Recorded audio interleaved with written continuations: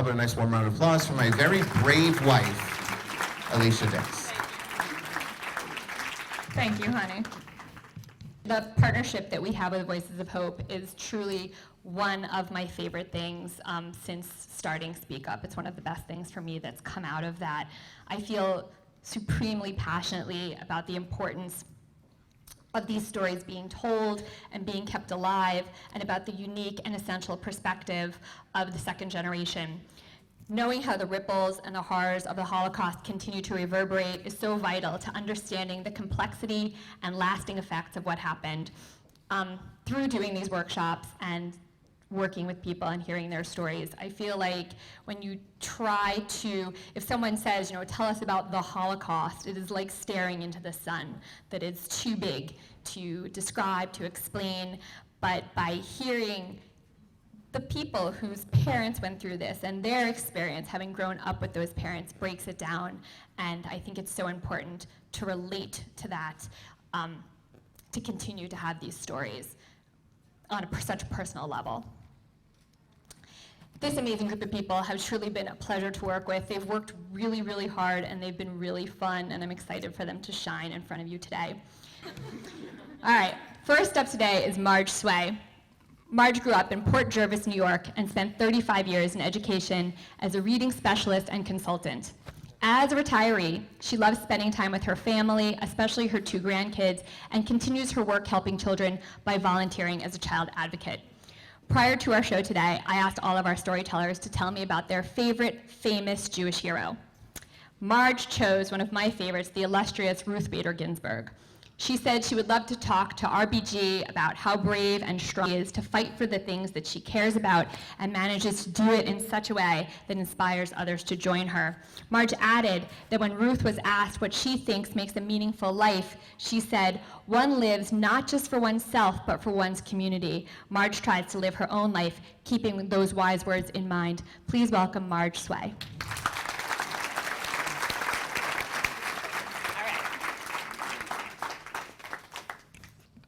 It's November 2014. We've spent several days on a tour. My husband, my dad, my mom, and I are on our way to Jerusalem on a bus. I wanted to give my mom and dad the perfect gift of this trip. 66 years ago was the first time that my mom and dad came to Israel. They've been there many times since, but this trip is different. This trip is the last time that they'll be coming together to before Dad goes to his final resting place. It's so perfect. The sun is shining. The sun is shining. The sky is blue, it's 75 degrees, and Mom and Dad are in the front of the bus with their blue and white caps on. There's music playing in the back,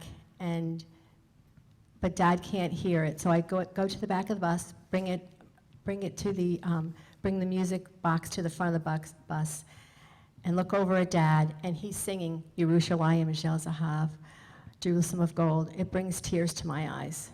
My mom can't sit there. Switch places with my mom. She'll just...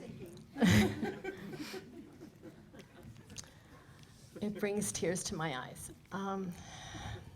I wipe the tears from my eyes as we enter Jerusalem. Our first stop is Mount Scopus. Mount Scopus is a wonderful place to look over, and if you look over, you see Jerusalem and all of Jerusalem. So my dad, who is 94, just had a heart attack 6 years ago, has been in a wheelchair for many months, shocked us.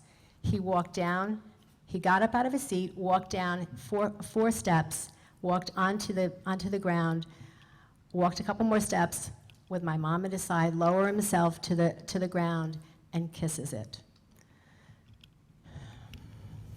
Our next stop is Yad Vashem.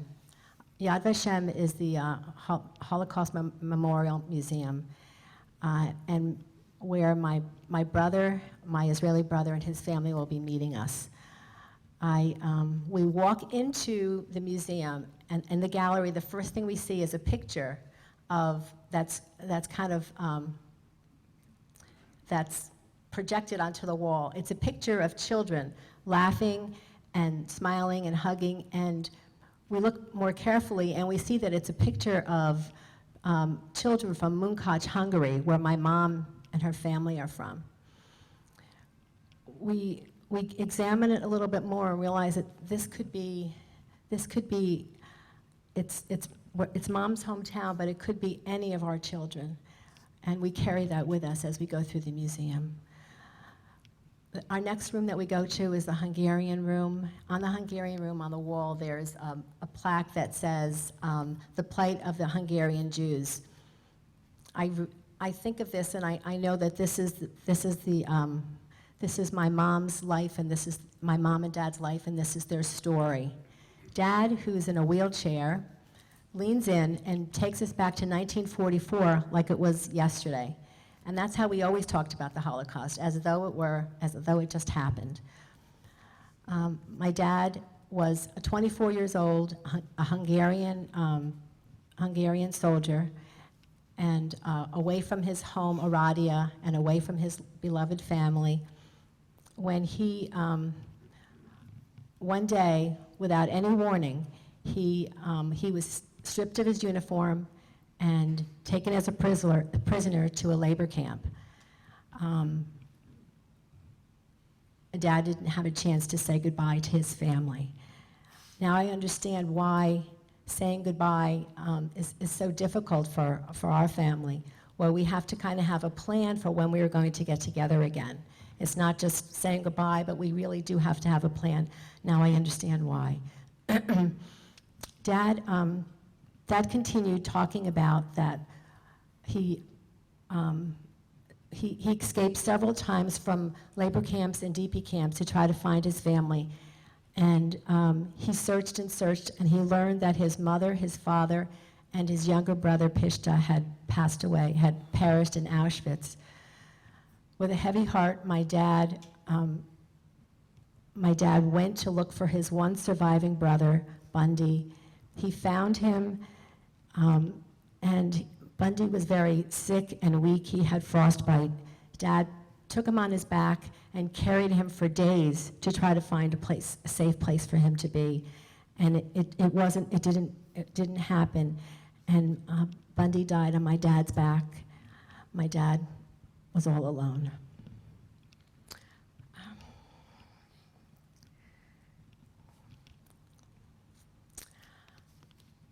Dad started to tell Mom's story, and Mom said that she wanted to tell her own story, which surprised us because Mom never talked about the Holocaust. Not to us, not to anyone, and so we were very surprised. But Mom began by saying that she was a 14-year-old who was, along with her family, was taken and became a prisoner. And she had to endure the horrors of a ghetto, cattle cars, Auschwitz, 2 other concentration camps, and death marches. Mom ended by saying that the reason that she survived was because she was with her family the whole time. They were together the whole time.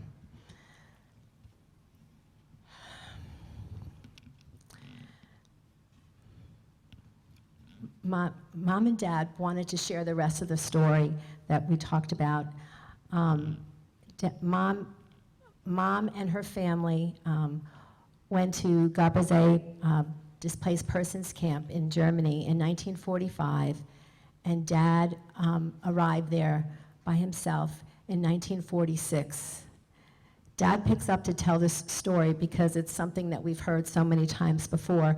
He tells us that he meets my mom's dad, who is a little while later, after being in the DP camp for a while, he meets my mom's dad, who is one of the cooks at the displaced persons camp.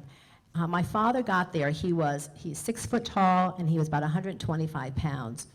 So when he got to the DP camp, he made sure that he was eating, because that's something he wasn't able to do. But my grandfather was a chef, so when he met my father, and he said, he kind of joked with him and teased with him and said, "If you dance with my daughter, I will, I'll get you some extra food." And so, so my dad loves to tell that story, and Mom always said, "Oh, that's not quite how it was, but that's how Dad told it." And so they met, they danced, they fell in love, and in 1948 they got married in the DP camp. It was truly a true celebration of love and family. And so my mom gave Dad hopefulness that he so much needed, and Dad helped my mom to be brave and strong. After Gabrazé, they immigrated to Israel, and they went to a DP camp there in Haifa. Right after that, Dad and Mom joined the Haganah, which is the first Israeli army, and Dad might say that was the most important thing that he did in his life, because in that same year, our homeland was born, and Dad, that made such a difference to Dad that he felt that all Jews would have a safe haven to go to, a place where if this horrible thing ever were to happen again, that Jews would have a safe place to go to.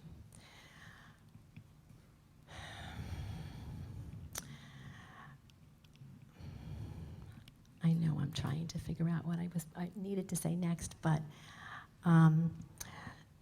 so after they were in Israel, and they oh, I know, this is really important. I didn't want to forget this part, so it's really important. So after Dad and Mom were in Israel for quite a while, Dad kept his promise to my mom's family, and they were reunited 6 years later in America, and that was really important for my mom's family. It's January 2016. It's the 7th time. Oh, I'm sorry. Should I go back? No? Okay. Okay. It's January 2016. It's the 7th time that my dad has been in the hospital in the past year. Our whole family is crowded together in his hospital room, looking at pictures of the trip that we just took in 2014, the Israeli trip. And I put pictures kind of like on a slideshow with Israeli music. Anything about Israel just made Dad so very happy. And he was looking through, he had on his earphones, and he had on his magnifying glasses so that he could see. And we were looking at the pictures, and he was so much enjoying them. It really was a perfect trip for him and Mom. And as we were looking through, Dad turned to my brother, who had never been to Israel before, and said, "Do you have your passport?" And so to Dad, Israel, our homeland, if we had had a homeland, we would not, he felt that the Holocaust would not have happened. He could not save his family, and that rested on his heart for his whole life. But he was able to have a homeland for us and for our family, for our kids, for us, for our kids, for our grandkids, for his great-grandkids. And we were talking about that, and Dad dozed off. After a short time, he woke up and he startled us because he said, with a smile on his face, "Oh, I'm still here?" and he called each one of us over and to give us a kiss. And the way Dad did it was he always cupped his hands, our faces in his hands, and he always gave us a kiss. That's the way Dad always wanted to give us a kiss. It was just something that was really important to him. When it was my turn to come up to him to give him a kiss, he said, "Margie, you are my angel." That night, everyone else left, and we had everyone else left except me and Mom. Mom never left Dad's side for 67 years, and Mom and I held Dad's hands. Dad held ours. The next morning, the 7th day that Dad had been in the hospital, he looked so peaceful and calm. And I knelt down. I whispered in his ear, "Dad, you did a great job with your family. You showed us that how much you loved us, and you helped us to understand that we needed to take care of each other. And you kept us safe all the time. We can take over now, Dad. Mom and all of us will be fine. Are you ready?" Thank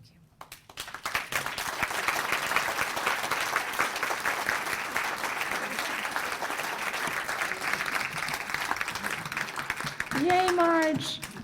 You did it! Yay!